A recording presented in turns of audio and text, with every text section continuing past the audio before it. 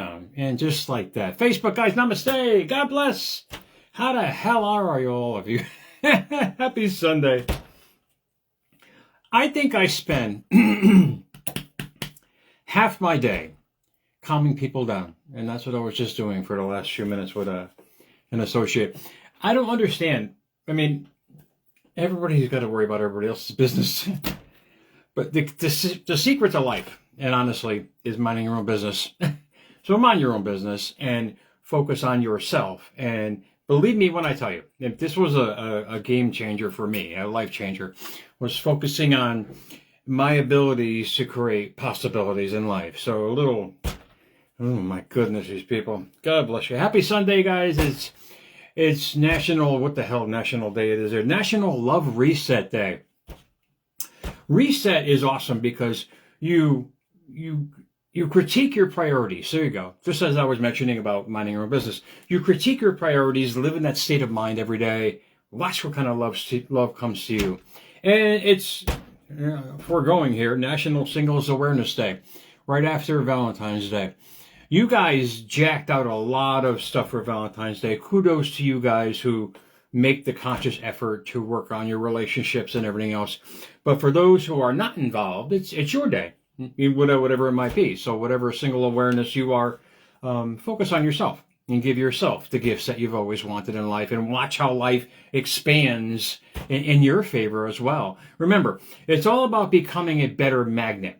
We are brought here, and believe me when I can tell you, I'm going to give you two sides of the spectrum here tonight on something that I experienced on one end that was detrimental to my life, and it could be better for yours. But when I changed course, I changed my perspective, I changed my opinion, life really enhanced itself, man. But just remember these words. Little English test for you meatballs here tonight. Denote means, connote implies. So connotation and denotation. Remember that, because we have been told in so many ways one way when it actually means another way. So when I learned that, I'm like, wait a minute, what the hell's going on here? Because from the show the other night, on Thursday night, that I did with Kurt, I gave a brief on what I really wanted to talk about. And American Perspective is a great platform to start the process. But with this segment here, I can really open up more and show you exactly what I'm talking about, because I'm talking about inner strength here, inner perspective, self-empowerment. And we've been taught since day one to be like dogs, man. And I mentioned that on Kurt's show.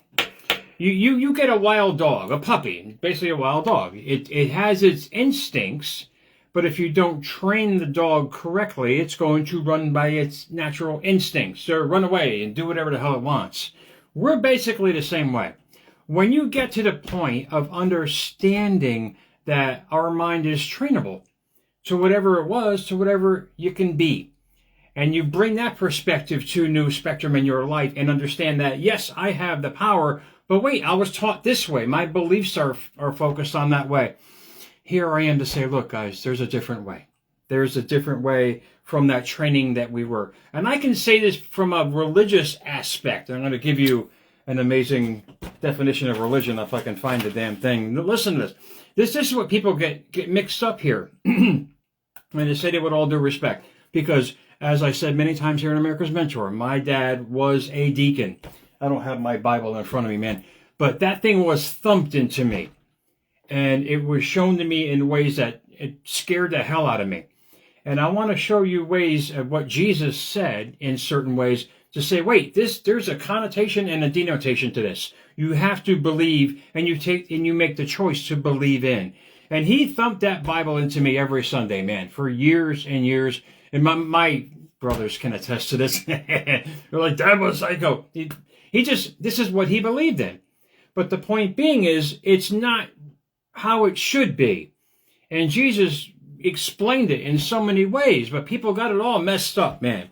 Religion, the belief in and worship of a superhuman power. We have that superhuman power. Remember that. We are endowed with all the tools, but we were taught, and I'm going to mention this through Alan Watts, a beautiful rendition of what Jesus was trying to explain to us. And how the church said, wait, let's flip it around. Let's make it a little different, man. And let's kind of indoctrinate everybody. Not in a bad way. Don't get me wrong. I'm not harping on the church, man. I have both sides of the spectrum. But when I was on the deacon side with my dad, and I would sit in these pews, man, it's like people sat there hopeless. And I say that with all due respect. And I'm watching this for years. And this is, mind you, from a 12-year-old kid. I'm watching this, and this is how my life evolved from it. I was like, wait, there's got to be a better way. All this stuff is sitting here in this book. But why am I sitting here in a 12 by 12? It doesn't make sense. And this is what really changed it for me. And believe me, it was an evolutionary process, believe me. It was ups and downs and trials and tribulations. A lot of you guys can relate to this. But I'm going to get right to it out of the quote box today. This is what I friggin' learned. This is what changed my life. Emotion is the soul's language. Guys, this is the self-empowerment I love bringing to you in America's Mentor. It's understanding that, yes, indeed, we have all the tools. And yes, indeed, there's a book involved with it. Yeah, that you can follow. You can break down the words. Believe me when I tell you, if you really open a friggin' encyclopedia and check out what they were trying to tell us compared to what was actually sent to us, you guys will figure it out. But Alan Watts had a beautiful rendition of why Jesus was here.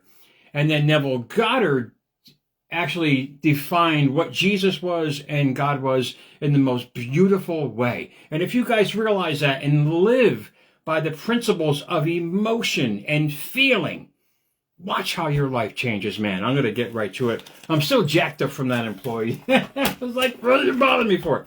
Anyway, this is from Alan Watts. Jesus said, you see, he didn't come here to earth to try to start a religion. What he really came for was this. His earliest followers were called the Way. Not in doctrine, not in dictation, but a meaning that they were following a path. And one with the most radical things Jesus ever said. And this is what changed my friggin' life, man. The kingdom of heaven is within you. And I'm going to stop right there. I kept thinking, what is this kingdom? What is this kingdom that we live in, that we have to live in to experience the divine essence of who we are? Guys, I can honestly tell you, what is the kingdom? Gratitude, joy, pride, serenity, interest, amusement, hope, inspiration, love, and awe. The kingdom of heaven is your feelings. And from those feelings, you create a spark in this world. By what you see, life is going to start showing you the most amazing things. Believe me when I tell you, coming from both sides of the spectrum here, believe me, I was thumped in one way, and I said, wait, my life is not working out that one. My life is not working out that way. When I realized a metaphysical side of life, that's when life really took off for me in so many beautiful ways, was understanding my feelings, my mood, my constant state of being. That's the kingdom of heaven. And when you can grasp that, you say, wait, now I understand why things aren't happening, because I'm living in these states of mind of anger, resentment, hate, hurt. I mean, we're all hurt in some way, but your most dominant feelings, your most dominant thoughts every single day are your kingdom of heaven that you're creating from. Remember that. I'll keep going here. I kind of digress there. The most radical thing Jesus ever said was the kingdom of heaven is within you. Not later, not after death, but here, now. And what he was pointing to was not worship of a person, but recognition of a presence, a living, breathing relationship with the divine, not through fear, but through awareness. Listen to what Alan Watts was saying. He was saying, recognize the true essence and divinity that's within us. Embrace it. Don't be afraid of it. Don't be afraid of love. Don't be afraid to be grateful for the smallest things until you get your biggest thing, because you're creating from that point. Don't be afraid to be calm, peaceful. You don't have to hustle and grind anymore. You have to become a better magnet. That's the kingdom. This is what they're talking about here. Sadly, we were told in so many other ways to fear a deity outside of us. I'm not, whatever your beliefs are in religion or how you worship, the minute you start worshiping yourself, your self-empowerment, your inner power, that's your magnet. And believe me when I tell you, I can say this because I've lived in both worlds, man. He goes on to say, after his death, this is important. After his death, however, institutions formed. And institutions, by their nature, seek control. Does all that make sense? Not that the church is a bad thing, not that these other things are a bad thing, but really think about what institutions, the main concept of any institution does. They have a regiment, a protocol, and they set control of whoever's in it. So what they were teaching was perhaps different from what Jesus was actually trying to articulate. This is what I'm getting at. So the message was shifted from you are one with God to God is separate, and you must earn your way back.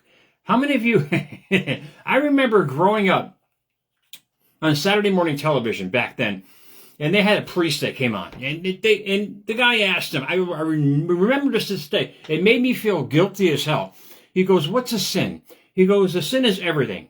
A sin, you can step on a blade of grass and creating a sin. I'm like, what do I do? I mean, was I losing it back then? But this, like I said, this was their perspective. And it anchored a lot of us throughout our lives to feel guilty about being who we are, man. All I'm saying is we are divine beings. We are spiritual beings having an amazing human experience. When you can grasp that and really empower what he's trying to tell us, and all the sages out there that were crucified as a result from it. All Jesus was saying, say, look, you just find the way, be yourself in the most productive, emotional, loving manner. Watch how life is going to show you the most amazing things. Look what I can do. And we have that same power.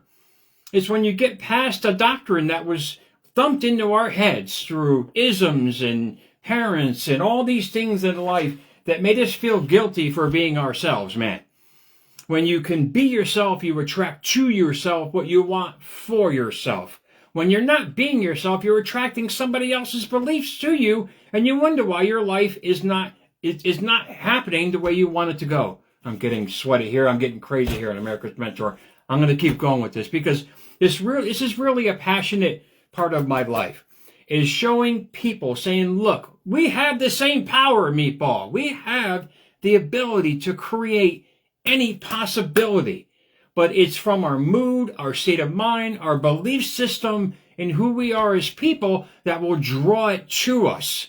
We don't have to fight for life anymore, man. We have to become life the best way inside, using every essential component, every fiber, every cell, every molecule, every atom to show the world, the universe, who we are. And life is going to start showing us that, man.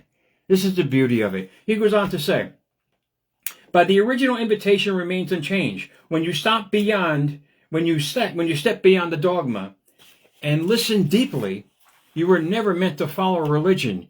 You were invited to wake up, to realize that divine you seek has been quietly living within you all along.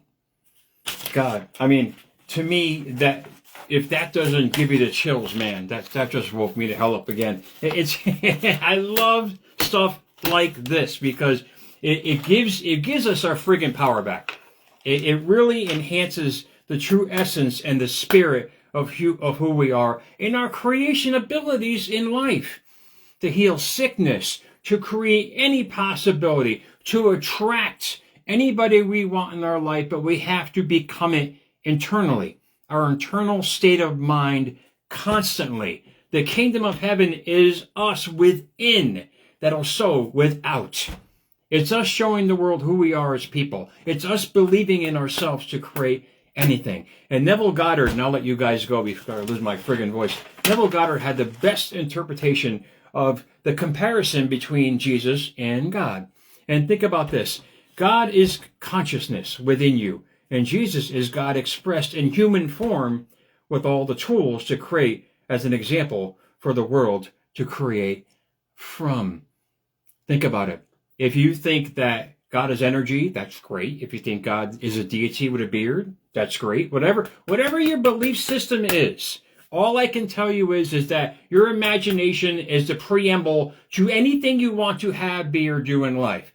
The kingdom of heaven is within us. You live in the states of love, gratitude, joy, pride, serenity, and start magnetizing those thoughts in your imagination and living by that every day, creating the feelings by it, getting excited by it with all your being. Watch how life is going to change for you. I hope this helped, guys, because I'm all out of breath, man. America's Mentor _radio on Instagram. I am wired. I got to have some food tonight, guys. Much love on YouTube. Hashtag America's Mentor on YouTube, guys. Subscribe, share. Believe that you are the power and you will create anything you want in life. Believe you have to embody exactly who you want to become. Watch how life shows you the way. Life is making a path for you every second, every thought, every feeling. Remember that. Choose well, my friends. Enjoy your Sunday, guys. I'll talk to you guys soon, man.